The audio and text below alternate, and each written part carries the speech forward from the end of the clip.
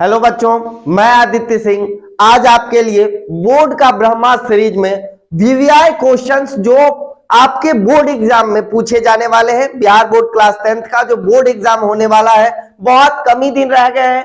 आपके जो भी वीवीआई क्वेश्चंस हैं जो कि बहुत ही महत्वपूर्ण है और आपके एग्जाम में पूछे जा सकते हैं, बहुत ही एग्जाम के नजरिए से देखिएगा बहुत महत्वपूर्ण क्वेश्चंस लेकर के आए हैं। आइए इस ब्रह्मास्त्र सीरीज को शुरू करते हैं और स्टार्ट करते हैं वो वीवीआई क्वेश्चंस जो आपके एग्जाम में पूछे जा सकते हैं और इसकी संभावनाएं बहुत अधिक है। आइए देखते हैं क्वेश्चन नंबर 1 से और जो कॉन्सेप्ट्स हैं उसको भी समझने का हम कोशिश करेंगे।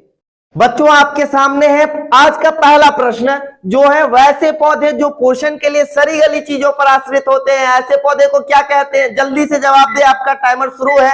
10 सेकंड का ही टाइमर है, इसीलिए जल्दी से। ऑप्शन 4 है आपके पास, जवाब दे बच्चों।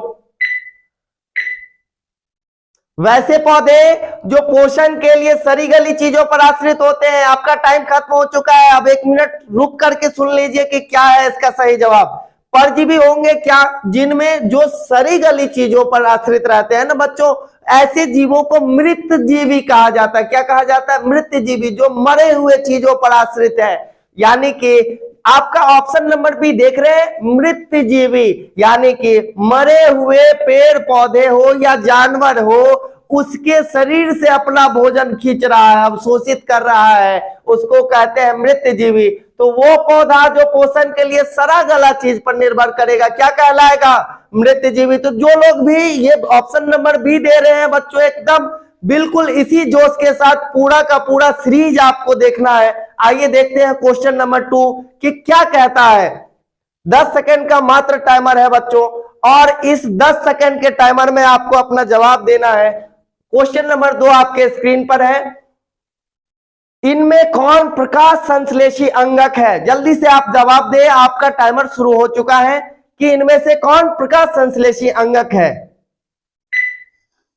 जल्दी से जवाब दें। 4 ऑप्शंस हैं आपके पास, 4 विकल्प हैं, जल्दी से बताएं प्रकाश संश्लेषी अंगक क्या है।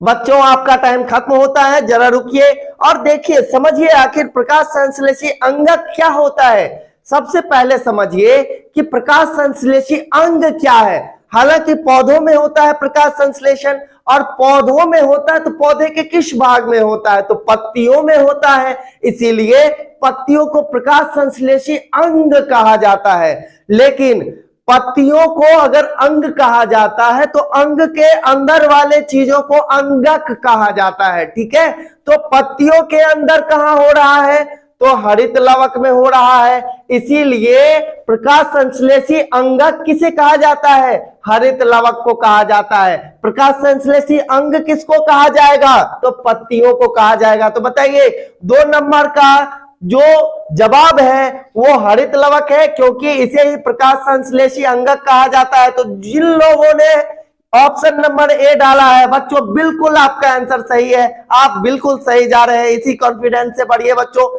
आइए तीसरे नंबर को सवाल को देखते हैं, आखिर उसमें आपसे क्या पूछा जा रहा है। और थोड़ा तेजी लाइए क्योंकि 10 सेकंड का टाइमर आपके पास रहता है। जल्दी से बताएं, आपका तीसरा नंबर का क्वेश्चन आपके स्क्रीन पर है कि वायुमंडल में CO2 का कितना प्रतिशत है? जल्दी से जवाब दे, एकदम हलवा सा सवाल है, एकदम आसान सा, जल्दी से बताए। 10 सेकंड तो बहुत ज्यादा है, तुम लोगों को इसके लिए 2 सेकंड देना चाहिए था। जल्दी से बताइए कि वायुमंडल में CO2 कितना प्रतिशत है। आपका टाइम खत्म हुआ। देखिए, वायुमंडल में जो है अन्य बहुत सारी गैसेस है, जैसे कहे तो 78% जो है वो नाइट्रोजन गैस है, 21% जो है वो ऑक्सीजन गैस है, बाद बाकी जो बचा है 1% गैस बच्चों, उस 1% में बहुत सारे गैसेस आते हैं और उसमें CO2 की मात्रा महज 0.03% है। यानी कि अगर बात करें CO2 की मात्रा की, तो बताइए कितने प्रतिशत CO2 की मात्रा है वायुमंडल में? मात्र 0.03%। तो ऑप्शन नंबर बी जिनका जिनका है एकदम बिल्कुल सही, दबा करके आप मारिए सही आंसर। आप बहुत सही जा रहे हैं। ये स्कोर, इस सीरीज में आपका आने वाला स्कोर आपके अंदर वो कॉन्फिडेंस लाएगा कि आप एग्जाम में क्या धमाल मचा सकते हैं। आइए देखते हैं नेक्स्ट क्वेश्चन हमारा क्या है।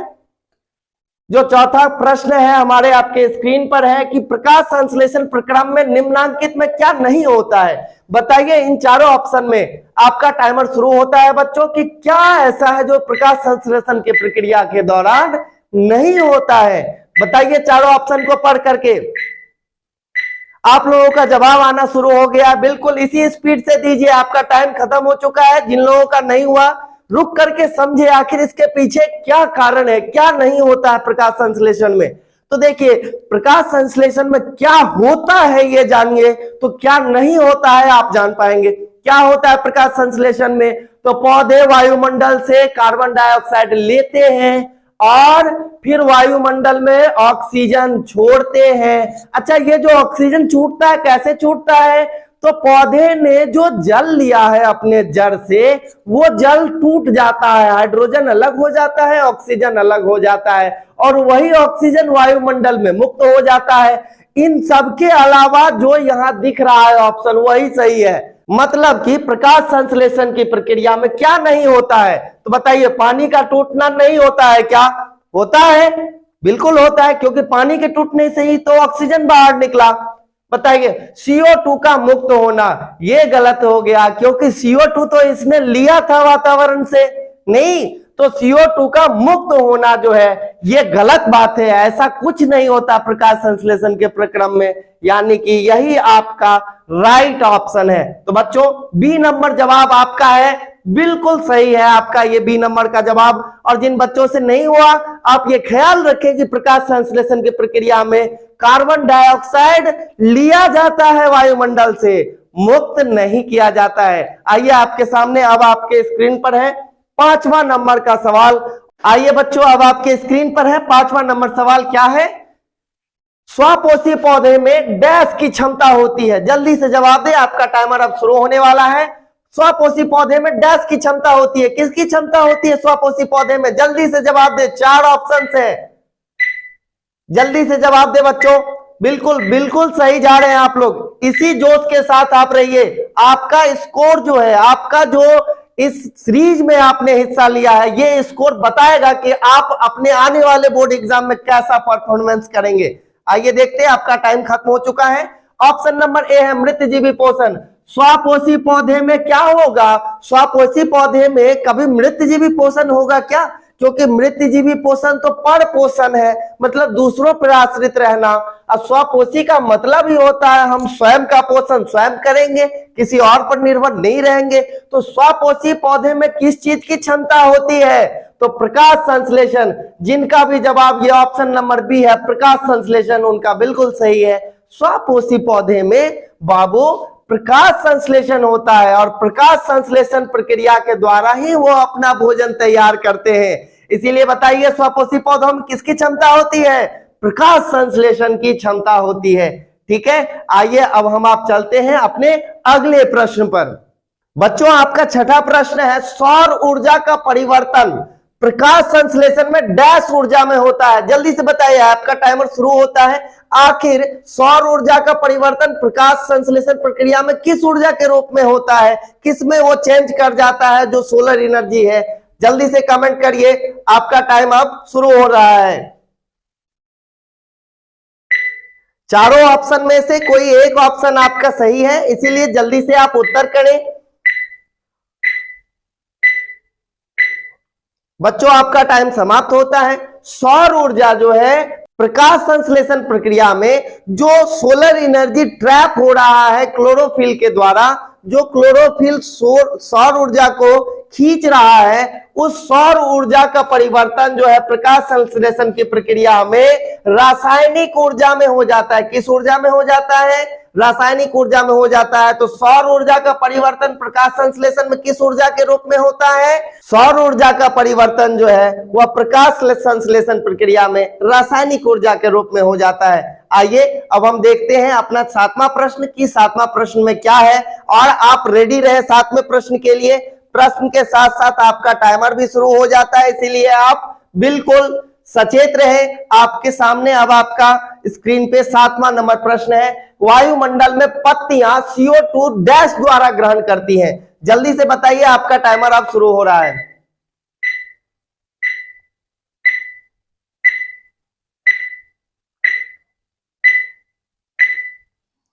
आपका समय समाप्त होता है बच्चों। बताइए तो वायुमंडल में पत्तियां CO2 के डैश के द्वारा लेती है। बताइए वायुमंडल में जो पत्तियां हैं वो CO2 किसके द्वारा लेती है? तो जाइलम। बताइए जाइलम द्वारा तो जल का परिवहन होता है पौधों में। फ्लोएम, फ्लोएम के द्वारा जो भोजन तैयार किया है उसने, उसका परिवहन होता है। स्टोमाटा, स्टोमाटा जो C नंबर ऑप्शन है बच्चों, यह वो छिद्र होता है, ऐसा रंध्र है यह, जिसके द्वारा प्रकाश संश्लेषण की प्रक्रिया के दौरान जो पत्तियां हैं, जो पौधों की पत्तियां होती हैं, उसके निचली सतह पर यह स्टोमाटा नामक छिद्र पाया जाता है। स्टोमाटा के द्वारा ही यह जो वायुमंडल से है CO2 ग्रहण करती है पत्तियां। तो बताइए वायुमंडल में जो पत्तियां हैं वो CO2 किसके द्वारा ग्रहण करती है? स्टोमाटा के द्वारा ग्रहण करती है। बच्चों आइए अब हम चलते हैं अपने नेक्स्ट क्वेश्चन 8वें नंबर प्रश्न पर, और आपके स्क्रीन पर है 8वां नंबर प्रश्न। सूर्य के प्रकाश को डैश अवशोषित करता है, और इसके लिए आपका टाइमर शुरू होता है। आप चारों ऑप्शन को देखें, जल्दी से बताएं कि सूर्य प्रकाश को किसके द्वारा अवशोषित किया जाता है। आपका टाइम बच्चों खत्म होता है। सूर्य के प्रकाश को डैश अवशोषित करता है। सूर्य के प्रकाश को कौन अवशोषित करता है? पत्ती, क्लोरोप्लास्ट, क्लोरोफिल, इनमें से कोई नहीं। कौन है बच्चों वह? तो क्लोरोफिल। क्लोरोफिल जो पत्तियों में पाया जाता है, यही वो है जो क्या करता है? सूर्य प्रकाश को ट्रैप करता है। सूर्य प्रकाश को अवशोषित करने का काम किसका है? तो क्लोरोफिल का है। ये कहां पाया जाता है? हरे पेड़ पौधों की पत्तियों में पाया जाता है। यही क्लोरोफिल क्या करता है? सूर्य का जो प्रकाश है उसको अवशोषित करने का काम करता है। इसीलिए क्लोरोफिल के कारण ही प्रकाश संश्लेषण की प्रक्रिया पत्तियों में होती है। चलिए बच्चों, अब हम आप नवे प्रश्न देखते हैं कि आखिर क्या है उस प्रश्न में, और इसके लिए आप बिल्कुल तैयार रहें। आपके सामने अब आपके स्क्रीन पे है नवा क्वेश्चन। देखिए, स्वपोषण होता है, जल्दी बताइए, 2022 में पूछा गया यह क्वेश्चन है। आपका टाइमर शुरू है, जल्दी से बताइए कि स्वपोषण किसमें होता है। बच्चों आपका टाइम समाप्त होता है। आपका ऑप्शन नंबर ए है पौधों में। बिल्कुल आप जानते हैं पौधों में होता है। कवक में आप जान रहे हैं कवक में भी होता है? बिल्कुल नहीं। कवक क्या है? मृत्यजीवी है। कवक क्या है? एक मृत्यजीवी है, और मृत्यजीवी होने के कारण केवल स्वपोषी जो होगा उसी में स्वपोषण होगा। इसीलिए कवक बिल्कुल आपका ऑप्शन गलत है। कुछ प्रोटिस्टा और प्रोकैरियोट्स। देखिए बच्चों, जब आपने कोशिका पढ़ा होगा 8वां या 9वीं कक्षा में, आपने देखा होगा जो प्रोकैरियोटिक कोशिका होती है उसमें प्रकाश संश्लेषी कुछ कुछ कण पाए जाते हैं, जिसके कारण जो बैक्टीरिया हैं उनमें भी क्या होता है? प्रकाश संश्लेषण की प्रक्रिया होती है। यानी कि ए और सी जो आपका ऑप्शन है, कुछ प्रोटिस्टा और प्रोकैरियोट्स, और जो पौधे हैं, इन दोनों में प्रकाश संश्लेषण की प्रक्रिया होने के कारण ये दोनों स्वपोषी जीव होते हैं, और इसीलिए स्वपोषण इनमें होता है। तो आपका ऑप्शन नंबर डी जो है बच्चों बिल्कुल सही है। आइए अब हम आप चलते हैं अपने 10वें प्रश्न पर। बच्चों आपके सामने है 10 नंबर प्रश्न। किस पौधे में रंध्र अनुपस्थित रहते हैं? यह भी क्वेश्चन आपको 2022 में पूछा गया। जल्दी से जवाब दें, आपका टाइमर शुरू हो चुका है। किस पौधे में रंध्र अनुपस्थित रहते हैं? जल्दी से बताएं। आम में, हाइड्रिला में, नागफनी में, कनेर में।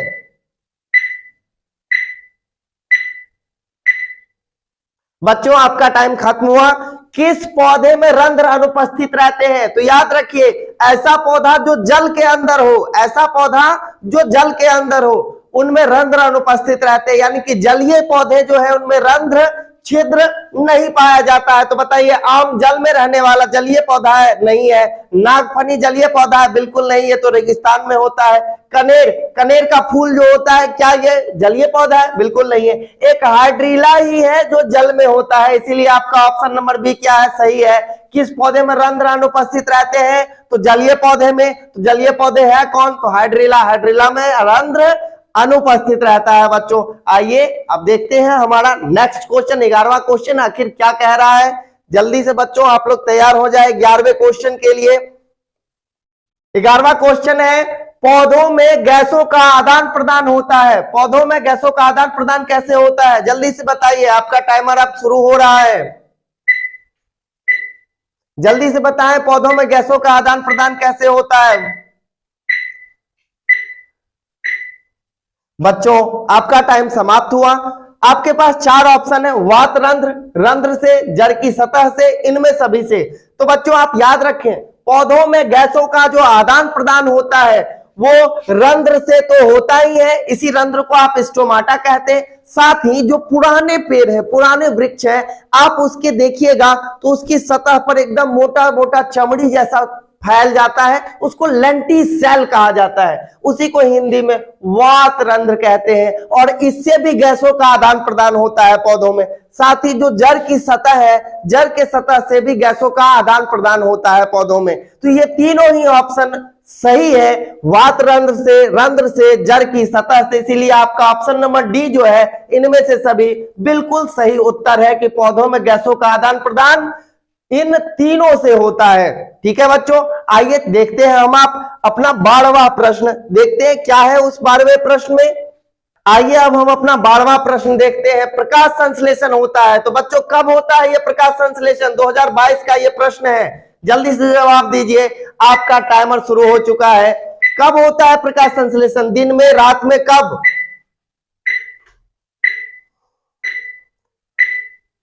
बच्चों आपका टाइम खत्म हुआ। प्रकाश संश्लेषण कब होता है? तो प्रकाश संश्लेषण प्रकाश की उपस्थिति में ही होगा।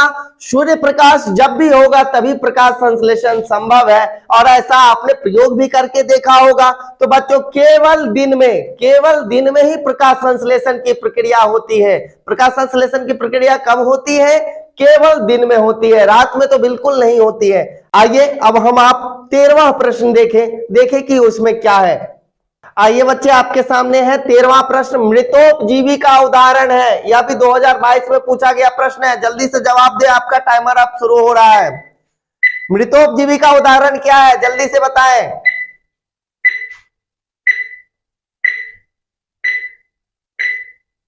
आपका टाइम बच्चों समाप्त होता है। मृतोपजीवी का उदाहरण है जो मृत शरीर पर, सड़े गले चीजों पर भोजन के लिए आश्रित रहते हैं। ऐसा कौन है? जल्दी से बताएं। अमीबा है क्या? बिल्कुल नहीं, इसमें तो प्राणी संभोजी पोषण होता है। उड़हुल है क्या? बिल्कुल नहीं, उड़हुल का जो पौधा है वो तो स्वपोषी पौधा है। अमरबेल मतलब ऐसा कि एकदम देखते होंगे पूरा फैला रहता है किसी किसी पेड़ पर।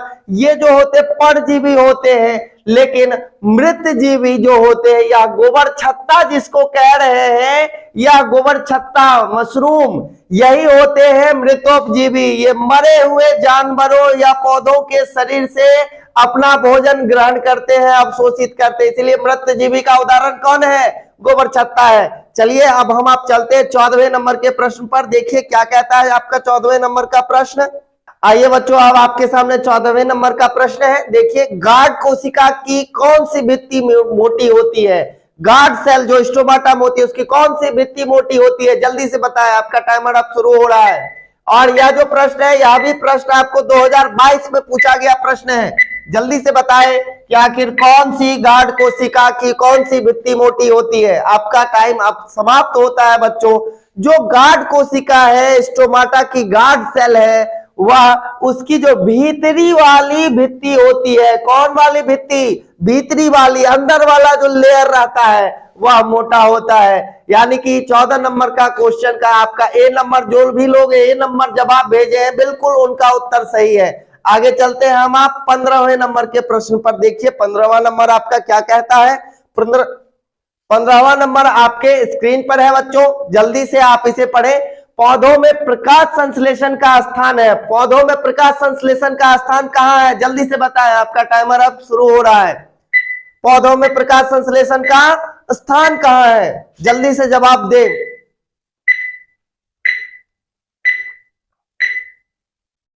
बच्चों माइटोकॉन्ड्रिया, आप देखिए ऑप्शन देखिए इसका, माइटोकॉन्ड्रिया। क्या माइटोकॉन्ड्रिया में प्रकाश संश्लेषण होता है? नहीं होता है। कहां होता है? ल्यूकोप्लास्ट में होता है? नहीं, ल्यूकोप्लास्ट में नहीं होगा, क्योंकि इसमें क्लोरोफिल थोड़ी रहता है। जिसके अंदर क्लोरोफिल होगा वही प्रकाश संश्लेषण का स्थान होगा।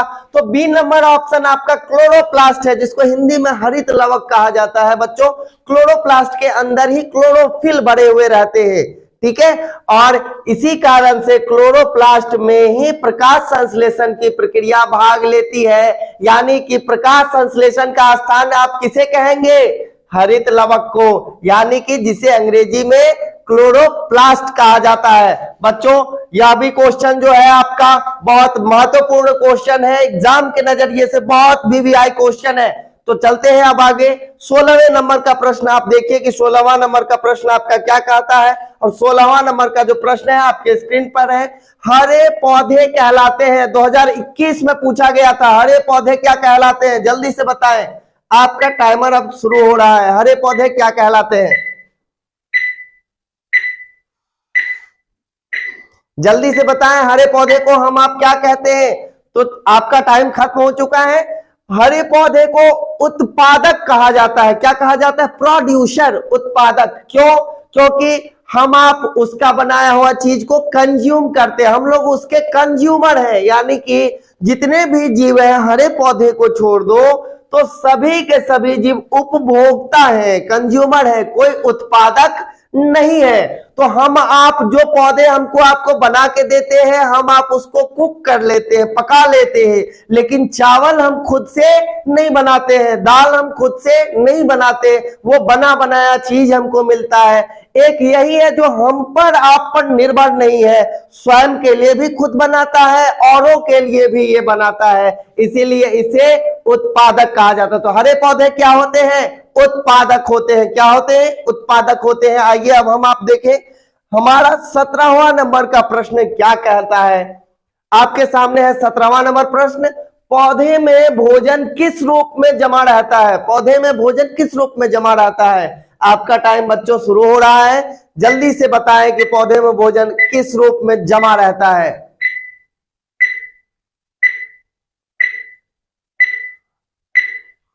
बच्चों आपका टाइम खत्म हुआ। पौधे में जो भोजन होता ऐसा है कि प्रकाश संश्लेषण में पौधा अपना भोजन तैयार किया, और वो जो पौधा अपना भोजन तैयार करता है तो फ्लोएम उत्तक के द्वारा अपने हर एक हिस्से में उस तैयार भोजन को भेज देता है, क्योंकि शरीर के हर भाग में ऊर्जा की आवश्यकता होती है। तो जो तैयार भोजन है ना, उसे पौधा डिस्ट्रीब्यूट कर देता है, बांट देता है अपने पूरे एक एक हिस्से में। लेकिन कुछ अंश भोजन का वो अपने पत्तियों में संचित करके जमा करके रख लेता है, उसको मंड कहते हैं। क्या कहते हैं? मंड कहते हैं, और मंड को ही अंग्रेजी में स्टार्च कहते हैं। तो देखिए आपका ऑप्शन में क्या है? ग्लूकोज है? बिल्कुल नहीं, ग्लूकोज नहीं होगा, क्योंकि मंड होता है और मंड का अंग्रेजी स्टार्च होता है। यही दोनों में से कोई ऑप्शन हो सकता है। ऑप्शन नंबर बी प्रोटीन है? बिल्कुल नहीं, ये भी नहीं हो सकता है। ऑप्शन नंबर सी देखिए लिखा हुआ है स्टार्च, और स्टार्च किसका अंग्रेजी है? मंड का। तो पत्तियों में, पौधों के पत्तियों में जो भोजन जमा रहता है किस रूप में रहता है? मंड के रूप में रहता है, उसी को स्टार्च कहते हैं। तो आपका ऑप्शन नंबर सी जो है बच्चों बिल्कुल करेक्ट ऑप्शन है। आइए अब हम आप चलते हैं 18वां नंबर प्रश्न देखते हैं कि क्या कहता है हमारा 18वां नंबर प्रश्न। आइए बच्चों अब आपके सामने स्क्रीन पे 18वां नंबर प्रश्न है, निम्न में स्वपोषी कौन है? और ये प्रश्न आपको 2021 में पूछा गया है। बताइए जल्दी से, आपका टाइमर ऑन हो रहा है। निम्न में स्वपोषी कौन है? जल्दी से जवाब दें इसका।